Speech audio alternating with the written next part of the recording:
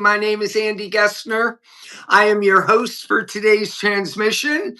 And today we're very grateful to have the opportunity to talk to Brad Wolfe. Brad Wolfe of Brad Wolfe and the Moon. Welcome to the Hip Spotlight YouTube live stream. So good to be here. Thank you, Andy. You're welcome. And it's been such a great pleasure advocating for you. And you're one of those musical creatives in a world of it's all about me, narcissism. Please like, follow, subscribe, all that good stuff. You have combined your musical creative talents with quite the worthy cause. Now, for some of you watching this transmission, you might think, wow, this is pretty heavy. But it's better to be ready than to not be ready for things that will happen in your life journey. Is that correct, Brad? That's correct. I mean, a lot of my music is about, in this case, facing loss, facing death, facing mortality. That this is what my new EP is all about. Tell us more. Yeah, I mean, death and loss is something that we all experience, but we tend in our culture to push that away. And by pushing that away and not acknowledging our impermanence, we tend to lose track of what matters most while we're alive. Uh, what it means to love, what it means to treat each other with kindness, to pursue our dreams. We act as if things might go on forever, and we hurt our earth. Um, we go to war.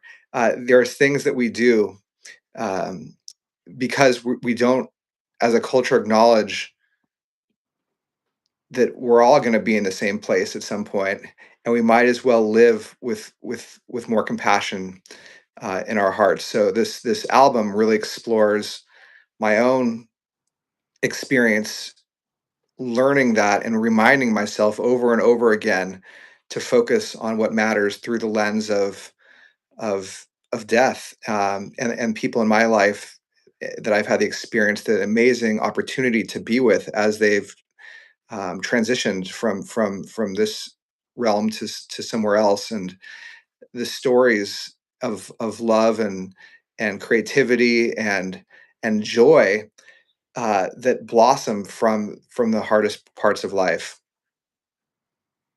Well, as someone who ruminates incessantly about mortality, I would say it's something we don't want to think about. And yet you think about it a lot. It's true. It's true that I run an organization adjacent to my music called Reimagine, that's focused on helping people face loss, face mortality, face adversity together, and ultimately channel the hard parts of life into meaningful action, into growth, into service, into music. Um, and we ran a survey. When you ask people in America how how um, how supportive is our culture when it comes to talking about death? How safe does it make it feel? People think, um, people say it's like a 2 or 3 out of 10. We do a horrible job talking about it, but when you ask people how comfortable are you thinking about it in your own mind, how much do you think about it? It's like a 7. So it's like people are constantly thinking about it, but we all feel like we can't talk about it. So we're all walking around um, with these existential thoughts at some point about death. And we have a harder and harder time, given the way our culture's set up, of actually developing a relationship with those thoughts. True or false? It's better to talk about something and feel uncomfortable about it than to not talk about it and then be wrecked. I mean, 1,000,000% true.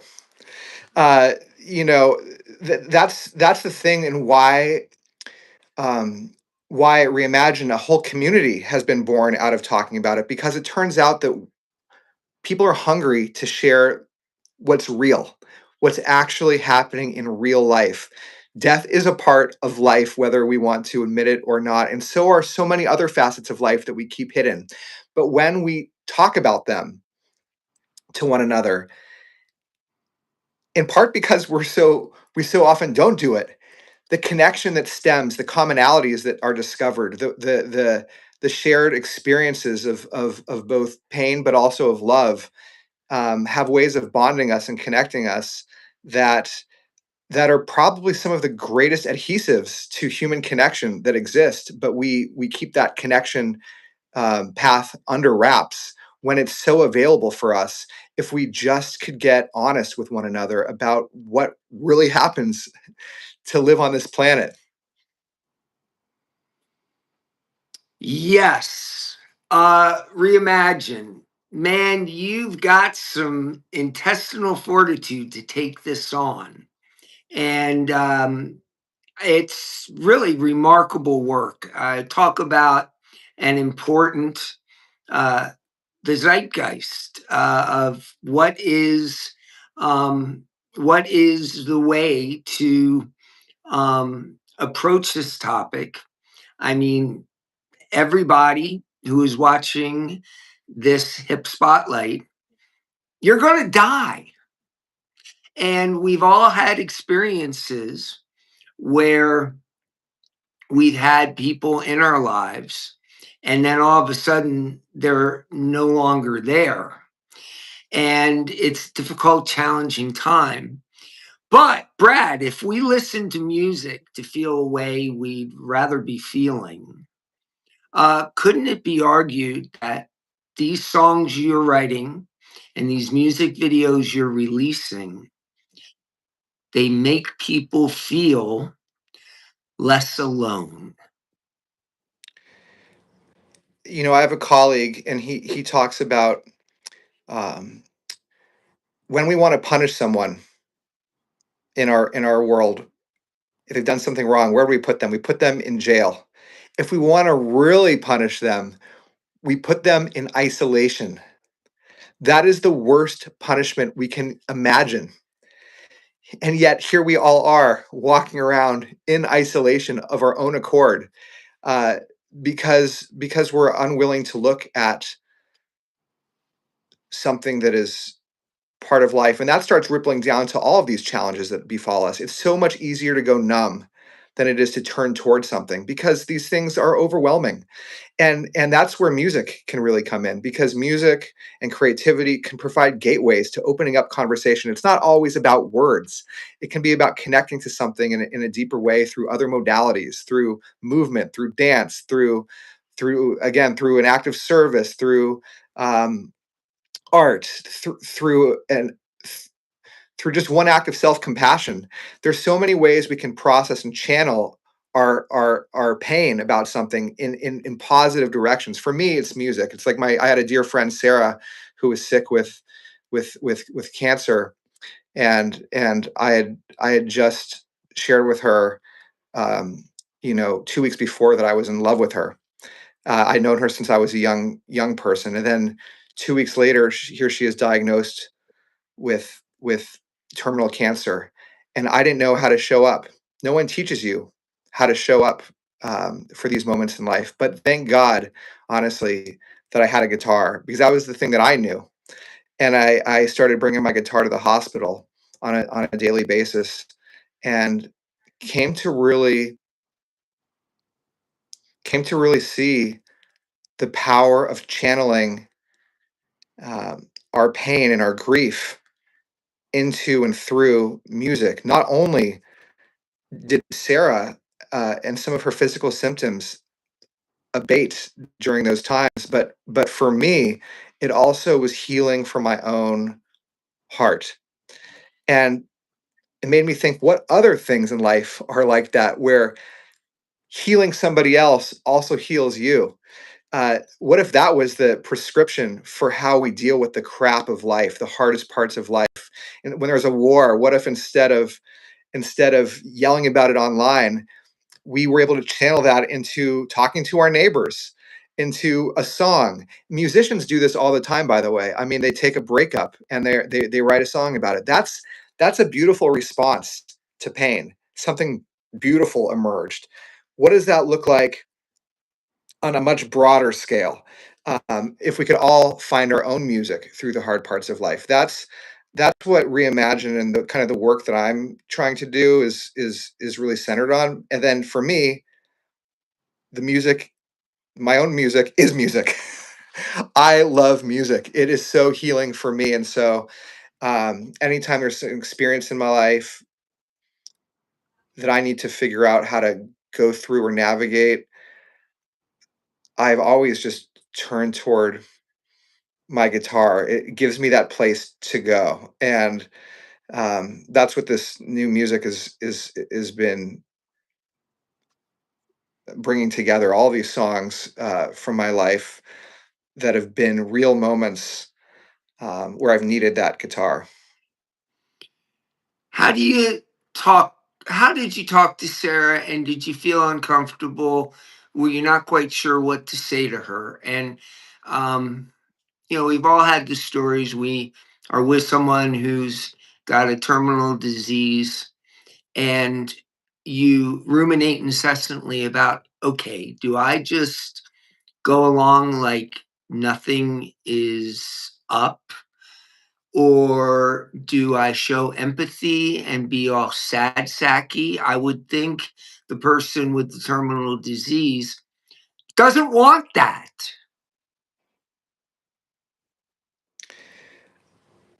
I mean, that is one of the hardest parts of how of this relationship that we have with one another is how do we show up? We don't even know how to show up for ourselves. So how are we supposed to show up for somebody else? I mean, it's like there's a lot in that. And we don't really know. We go to school, but we're not taught how to hold space for somebody, how to just, it's hard to sit with somebody in pain because of course we want to, my natural inclination, you can talk to my wife, is to try to fix things. I've had to learn how to just sit with someone else's pain, how to sit with somebody else's tears. And sometimes that's the best medicine at the beginning. And so you don't always need to talk about it. You can just show up. And part of that is someone might not want you there, and they can tell you. I think if you're going to lean in one direction, the direction to lean is showing up, because deep down that's what love is about. And so we, at some point, if you're going to go, you want to make a casserole, you want to try to help somebody with their kids when they're out, you want to try to write a song for them, you want to knock on their door, you want to leave a voicemail. Maybe they were not going to respond to you because they're dealing with a lot, but it doesn't mean you don't keep doing that. And I feel like that's my approach to what it means to show up. Keep showing up, and you follow their lead in terms of where that boundary is. But if you're going to err on one side, I think the sadder side is people who drop out, people who disappear. Um, you know, so a lot of life is just about, here we are, you and me, Andy, just about showing up. And here we are, and we're spreading this message. So it's been said the past is history, the future is a mystery. All we have is the present. That's why they call it a gift. And in the not too distant past, we together had the great opportunity to send a video out to the world called Why Wait? Now, the future's a mystery. Sarah's got a sunbeam that's coming later in 2026. And at the end of this hip spotlight, we'll talk about the present, the absolutely just unbelievable, just amazing, incredible visual. You'll really be moved for tomorrow, premiering on Buzz Music. So there's a lot to unpack here, Brad. Why wait? What a feel good video, man. Hey, thanks so much. Yeah, no, Why Wait is a really, really special, it's a really, really special song, and I'm grateful to my whole community, definitely you for helping get the word out about it. Um, Why Wait, it was is a song that was inspired by my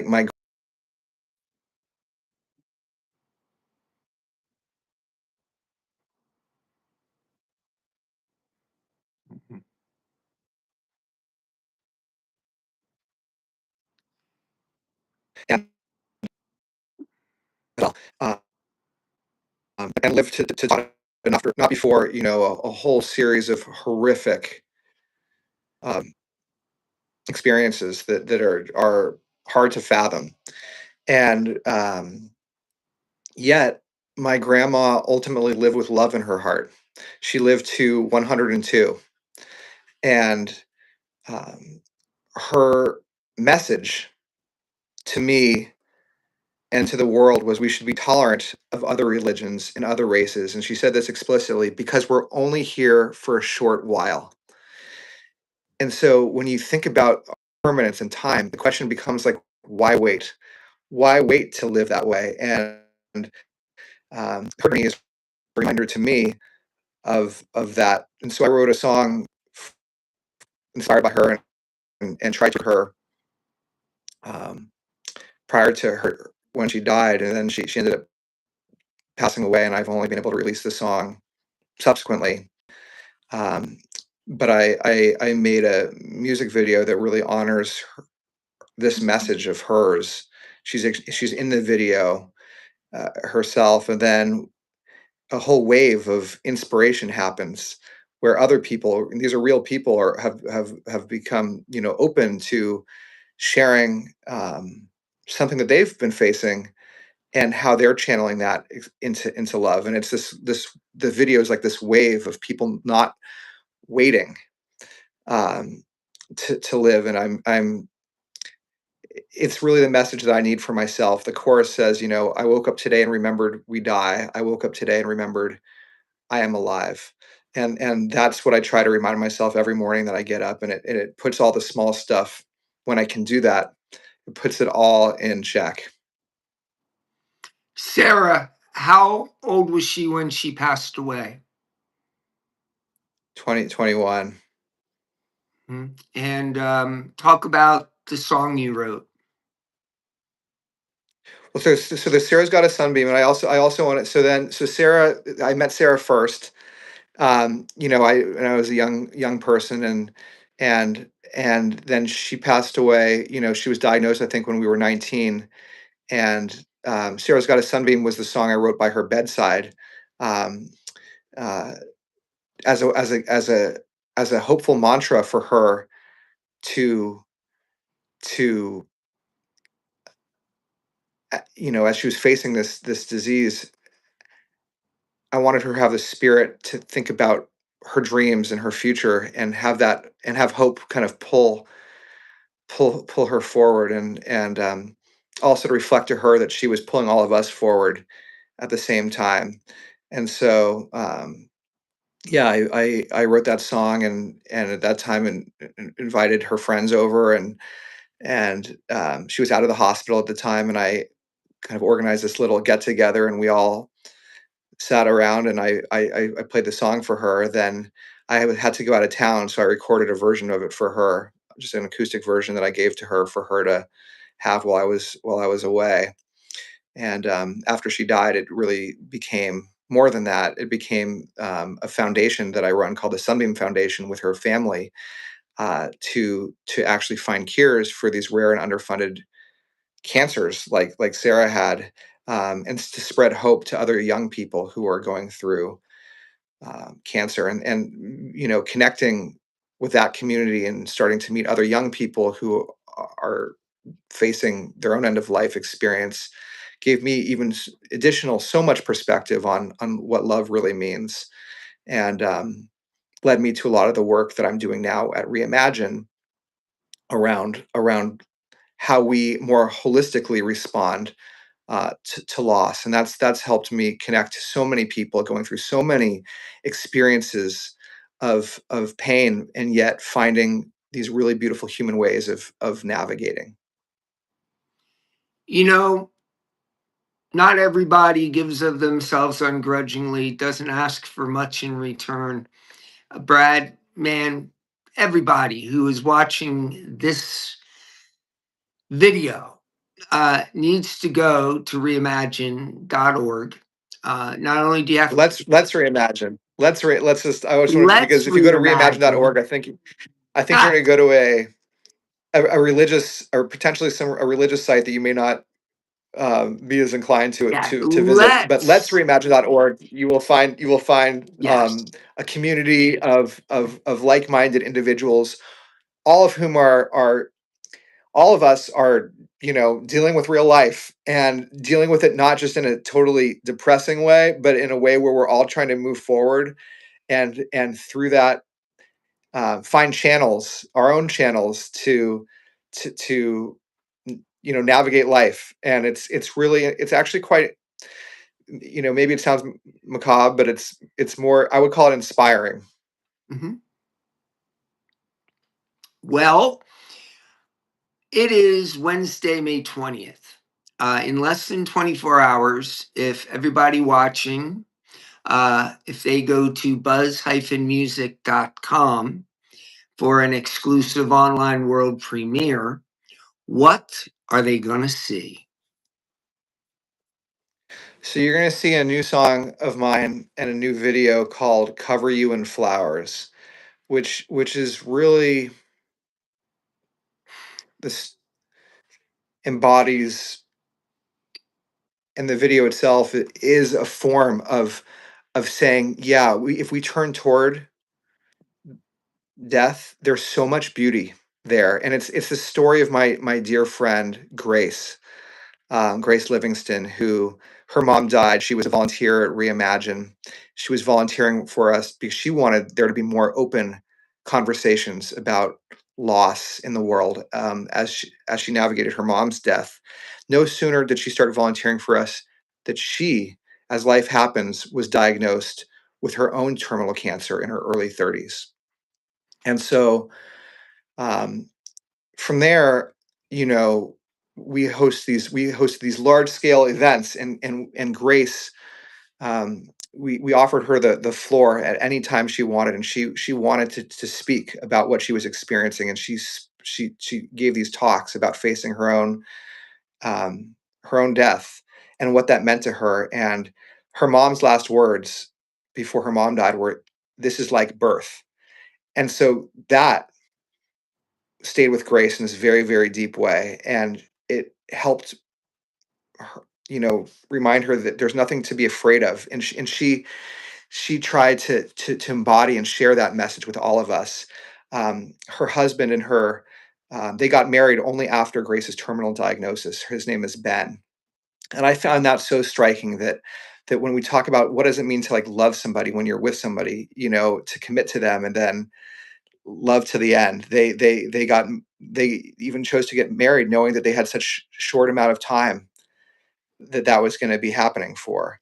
And the day that Grace died, I was invited to her house to play music for her, and I sat by her bedside and played. And when I left, a number of hours later, she passed away, and her husband and the circle of folks living in that house covered her body in these flowers, the most exquisite flowers. And Ben, to honor Grace's wish for these open conversations, shared that photo out with a wider community. And it's the most, I've never seen a photo like this before. Like a human body covered in flowers, the kind of pain of it and the beauty of it all intermeshed. And that became really the impetus for the song "Cover You in Flowers." And viewer discretion is advised, but the opening of the video shares this photo, and then this unfolding song about Grace and Ben, and some of the rituals and connections that they have, and exploring what does it mean to love someone till their last breath. We're just grateful to be able to help the world see this. What is the message? The message is we can turn towards what's hard, and we don't need to look away. We can turn towards it, and by turning towards what's hard, that's how we're going to make our own lives better, and that's how we're going to ultimately make the world a better place. We can't look away from what matters most, from what real life is, or otherwise we're not going to we're going to head down the path that it seems like we're on. And thank God there's people that,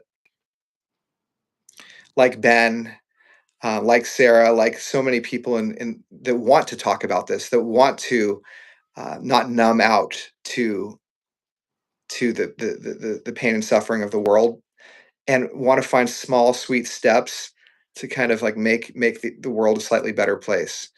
um, and so that's the message. Let's just start talking openly about the hardest things and death, and not with our families, with our friends. It's okay. Let's look at this image of grace, and let's make music. Music is the salve. It is the prescription. And you don't have to go to a doctor. You can just tune in and you can feel so good, especially for those who have experienced loss. Feel so good that there's people like Brad Wolfe and his musical group, Brad Wolfe and the Moon, out there doing the hard stuff. I mean, so many people do things because they're easy, and here you are doing something because it's hard. And talk about what it's like at these events. People come up and hug you and they look you right in the eyes and say, "Man, you're the best." No, they don't. They. That's. I mean, that'd be a nice thing that we would all share with each other. That's not the. That's they. First of all, a lot of the events we do, for those of you out there watching, are virtual. So we host like 300 to 500 virtual events a year, and they're all free. And there's spaces where people get together, and we look each other honestly in the.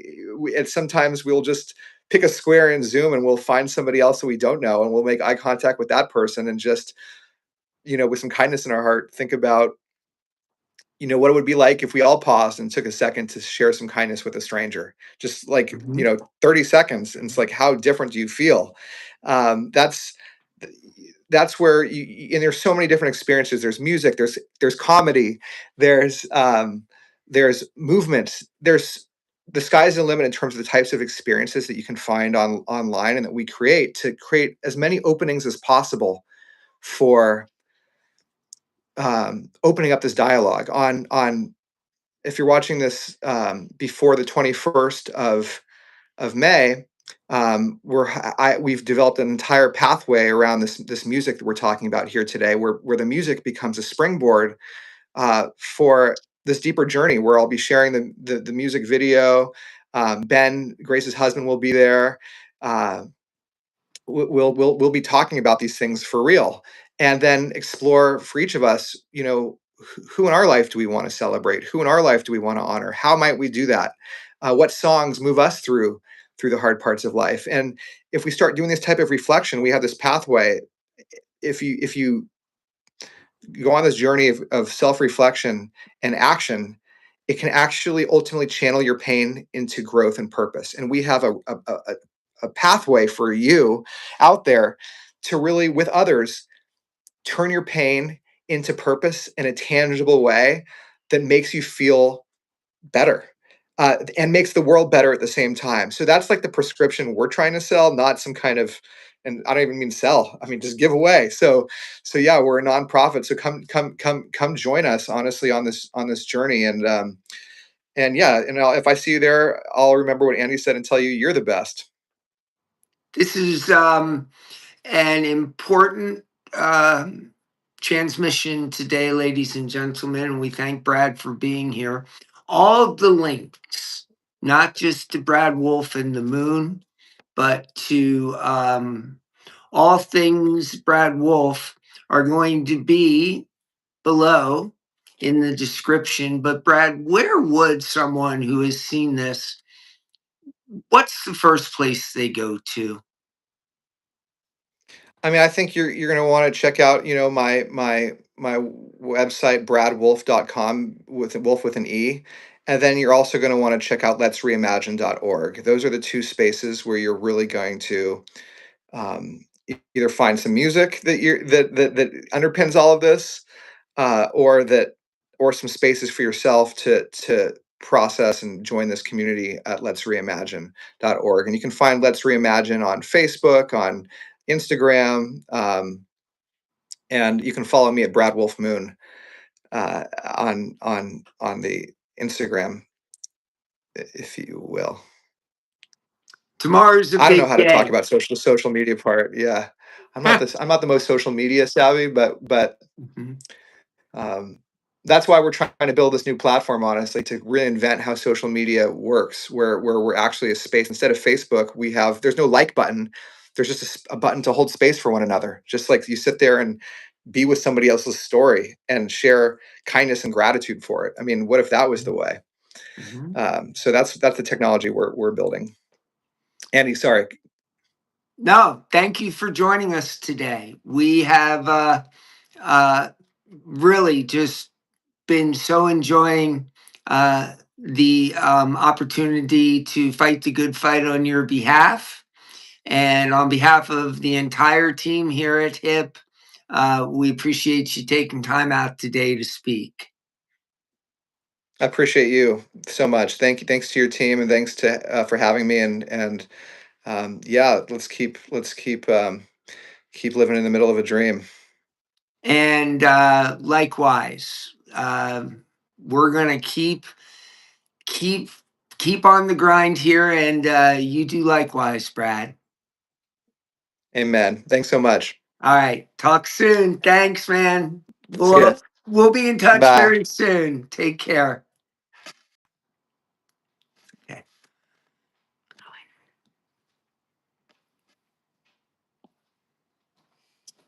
Thanks for watching, everybody. We appreciate you, and definitely go check out Brad Wolfe, and be sure to, as they like to say, comment and subscribe to our YouTube channel. And what the heck, come in, guys. You might as well say hi to everybody. There's Rebecca, and there's Jessica, and we're going to end this transmission now.